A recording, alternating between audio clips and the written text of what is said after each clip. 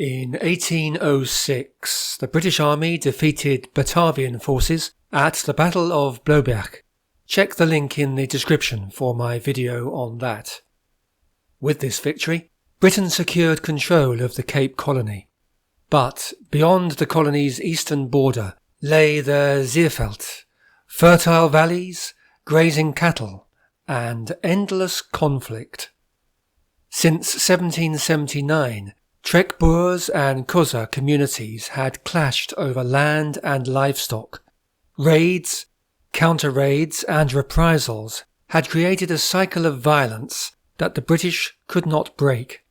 By 1811, the frontier was a powder keg, ready to explode.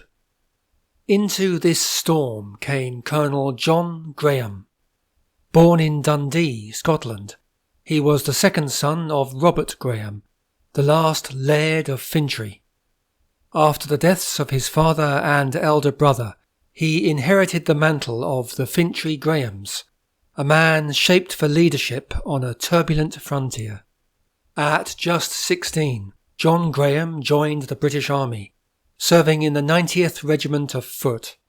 He fought in France, served in the Netherlands, and later became Assistant Quartermaster General in Ireland.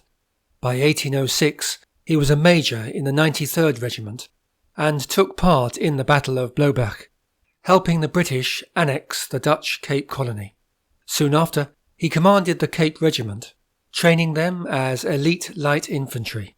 In the Zeeveldt, Graham became the British military commander during the Fourth Frontier War of 1811-12, a campaign that was brutal and destructive. Settler farms were burned, Xhosa homesteads attacked, and communities on both sides suffered. Graham led the British effort to clear the Zeeveldt of some 20,000 Xhosa people, driving them east across the Great Fish River. Relying on highly mobile, scorched earth tactics and using temporary encampments and commando lagers, he succeeded. After the campaign, the Great Fish River was declared the official eastern border of the Cape Colony. The violence of the Fourth Frontier War exposed a harsh truth. Local militias and makeshift defences were not enough. Without a permanent garrison and disciplined troops, the eastern frontier could never be secured. So in 1812, Grahamstown was born, a settlement planned with defence as its first priority. Colonel Graham initially chose the lone farm Nuto, today called Table Farm, as his headquarters, but on the advice of Ensign Andries Stockenstrom, the site was moved to another farm, de Rietfontein, owned by Lucas Meyer. By June 1812, construction began on the new headquarters, the very spot that would become Church Square, the heart of a frontier town built to withstand the storms of conflict. The town arose around a military post, backed by a chain of forts and blockhouses along the Great Fish River. Streets radiated from the garrison, and settlers' homes clustered close for protection. Life in Grahamstown was strict, regimented, and purposeful. Soldiers drilled from dawn to dusk. Fields were cleared, and the British experiment on the frontier began to take shape. By 1819, Grahamstown stood as a beacon of British power on the eastern frontier. But that power was about to be tested like never before, by an army 10 times its size, marching to dismantle everything the settlers and soldiers had built. On the 22nd of April 1819, a massive Xhosa force advanced on Grahamstown. It was led by the prophet Makanda, under the overall command of Umdashani, son of Chief Undlambe. Between 10 and 20,000 warriors surged towards a town defended by just 350 British soldiers. The Xhosa attacked from multiple directions, using the cover of surrounding hills and forests.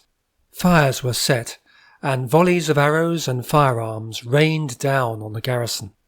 Led by Colonel Thomas Wilshire, the British fought desperately from the town's forts and barricades.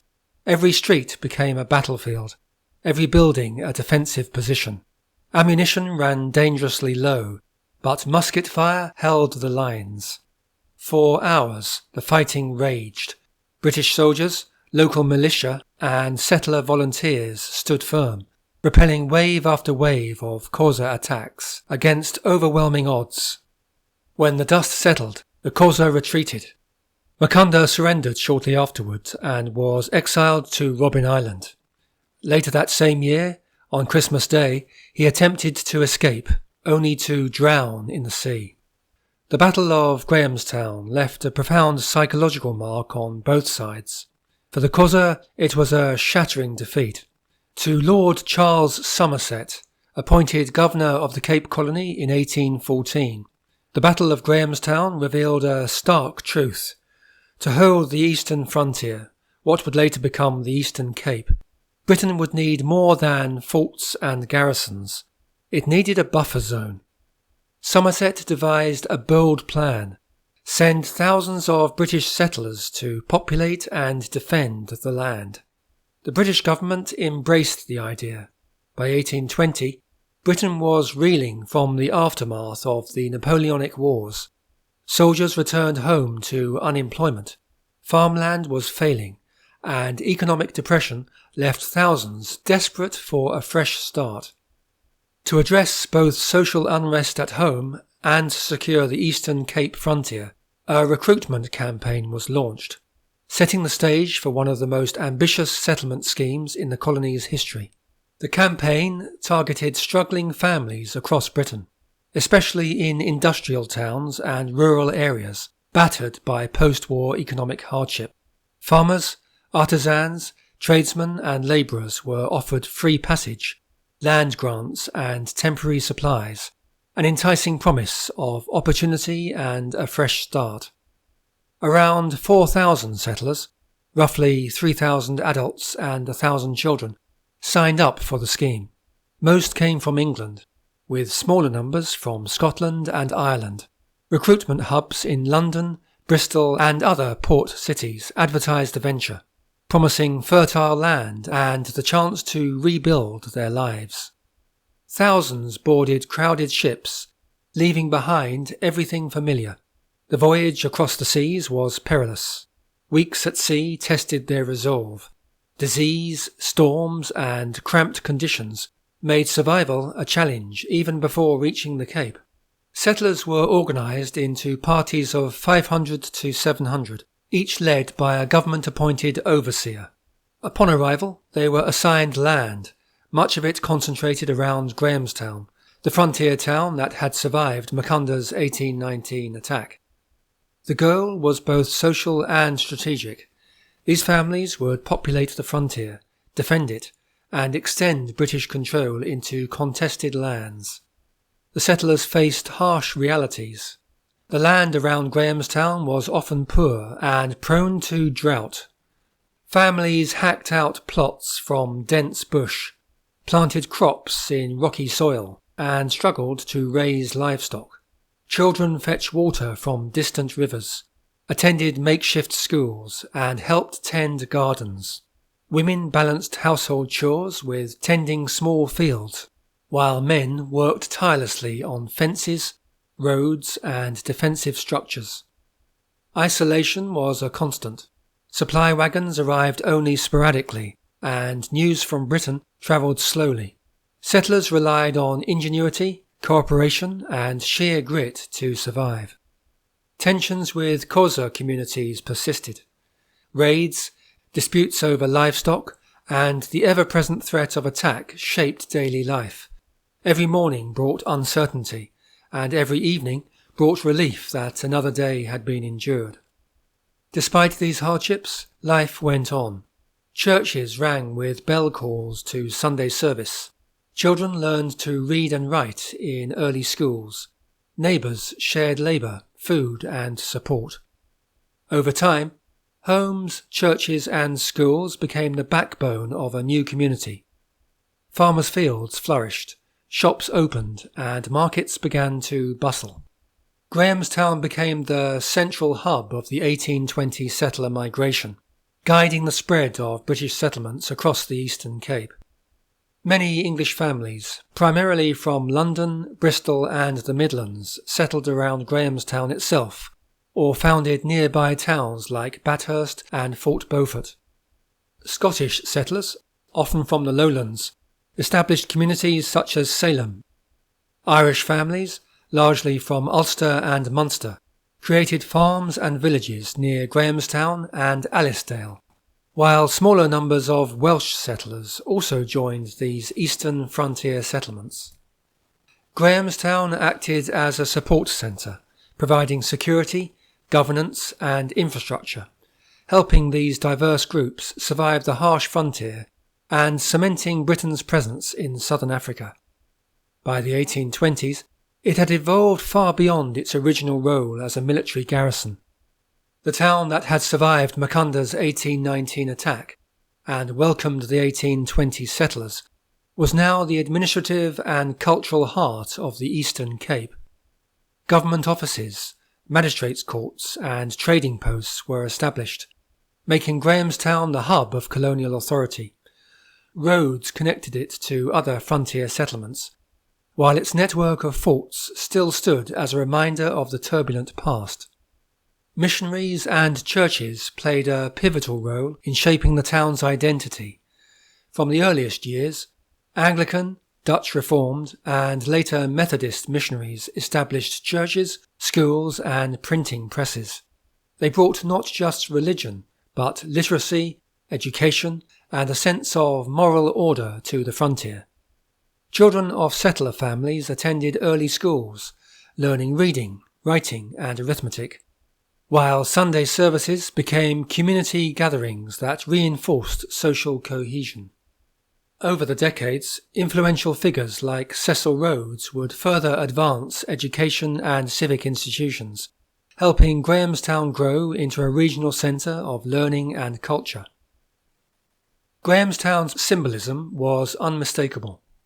Born in war, Grahamstown had transformed into a place of governance, culture and social order, earning its nickname the City of Saints. Its streets and buildings testified to the settlers' determination to create a lasting society on the edge of the frontier. At the same time, it remained a reminder of ongoing struggles with indigenous communities, of a past defined by conflict, and of a present striving for stability and permanence. By 1833, Grahamstown's population had grown to around 6,000. Within a few decades, it became the largest town in the Cape Colony after Cape Town. In 1852, it was made a bishopric and for many years served as the capital and cultural heart of the Albany district, a region distinctly English-speaking with a character all of its own. By the mid-19th century, Grahamstown was no longer just a frontier settlement.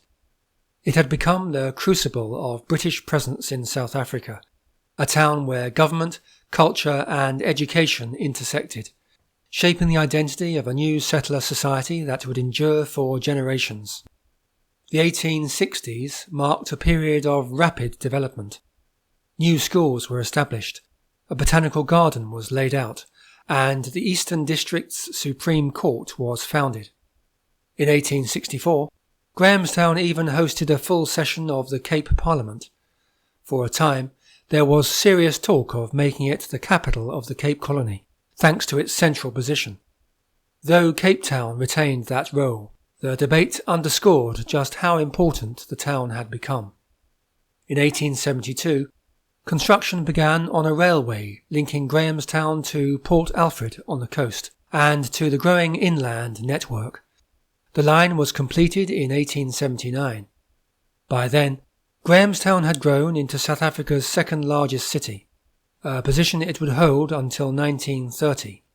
Later, in 1904, Rhodes University College was founded through a grant from the Rhodes Trust. By 1951, it had become a full university, today known as Rhodes University. Among the 1820 British settlers, a number of individuals stood out for their courage, vision, and lasting impact on South Africa's Eastern Cape. William Atherstone was a physician, naturalist and geologist.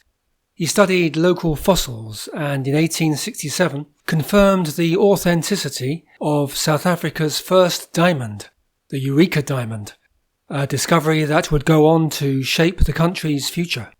Henry Dugmore was a settler known for his adventurous spirit and contributions to early farming communities in the Eastern Cape.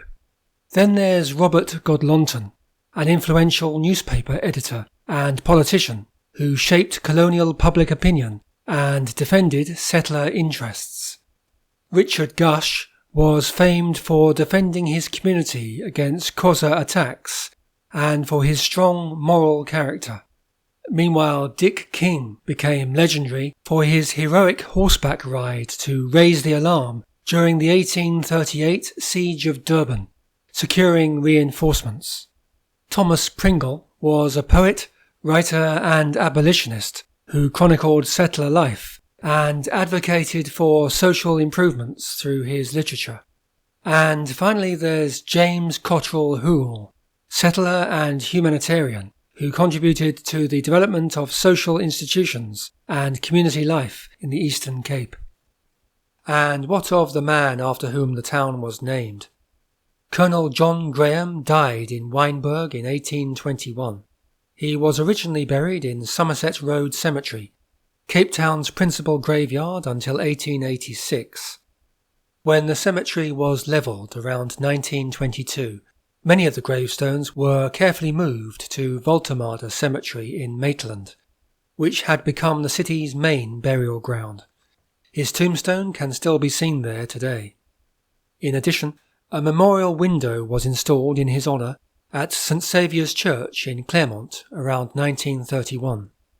Meanwhile, in 1912, a monument was erected in High Street, Grahamstown, at the site of Graham's Tree, the mimosa under which Colonel Graham had decided to establish the settlement. The 1820 Settlers' Monument, perched on Gunfire Hill overlooking Grahamstown, was built in 1974. More than just a memorial, it was designed as a cultural and educational centre, symbolising the values of English language and culture in South Africa. Over time, it has become best known as the home of the annual National Arts Festival, drawing performers and audiences from across the country and the world. The monument also serves as a reminder of the settlers' legacy in shaping the region, though today it is viewed through a more nuanced lens, acknowledging both their cultural contributions and the colonial conflicts tied to this history. In 2018, Grahamstown was officially renamed Makanda, after the Xhosa prophet and warrior. The change sparked controversy. Many settlers and locals opposed it, citing tradition and heritage, while others welcomed it as overdue recognition of indigenous history. The debate highlighted the town's complex legacy. The 1820 settlers were unlike the earlier colonists of the Cape, arriving not on the relatively safe, fertile coast, but on the wild, unpredictable frontier beyond the Great Fish River. This migration was more than colonization. It was a bold experiment in endurance, community and nation building, leaving a lasting imprint in the towns, schools, churches and lives that would shape the Eastern Cape for generations to come.